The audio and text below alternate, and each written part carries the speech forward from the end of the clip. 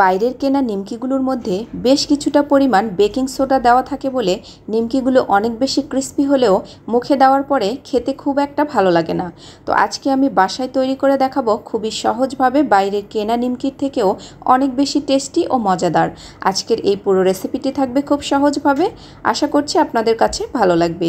নিমকি তৈরি করার জন্য এখানে নিয়ে নিচ্ছি 1.5 কাপ পরিমাণ ময়দা, চাইলে এখানে আটাও ব্যবহার করতে পারেন।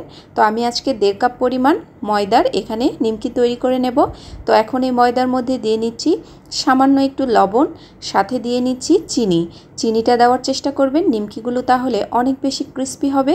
কালো জিরে দিয়ে নিচ্ছি 1/2 টেবিল চামচ পরিমাণ, নিমকির মধ্যে কালো জিরের ফ্লেভারটা অনেক বেশি ভালো লাগে। তেল দিয়ে নিচ্ছি প্রায় 4 টেবিল চামচের মতো। তো আমি এখানে 1.5 কাপ পরিমাণ ময়দার জন্য 4 চা চামচ তেল নিয়েছি। এখন তেলের সাথে ভালো করে ময়দাটাকে মিশিয়ে নিতে হবে।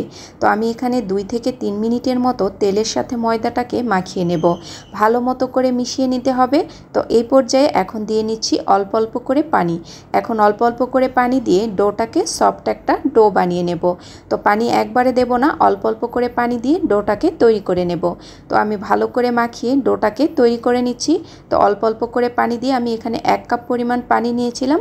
তো এখান থেকে কিছুটা পরিমাণ পানি রয়ে গেছে, আর বাকিটা পানি দিয়ে আমি এই ডোটাকে মাখিয়ে নিয়েছি। সফট একটা ডো একদম রেডি হয়ে গেছে। এটাকে ঢাকনা দিয়ে রেখে দেব প্রায় 10 থেকে 15 মিনিটের মতো, তাহলে এই ডোটা একদমই সফট হবে। এই জন্য এই সময়টা ডোটা তৈরি করার পরে দিতেই হবে।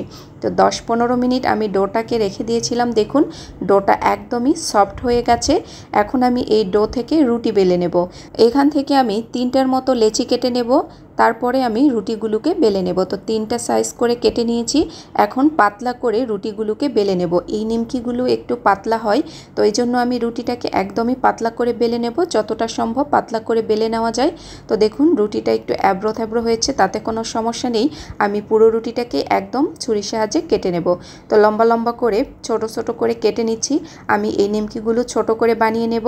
চাইলে এই নিমকিগুলোকে বড় সাইজেরও বানিয়ে নেওয়া যায়। তো আজকে আমি ছোট এই নিমকিগুলো তৈরি করে নেব, এই জন্য আমি ছোট করে কেটে নিচ্ছি।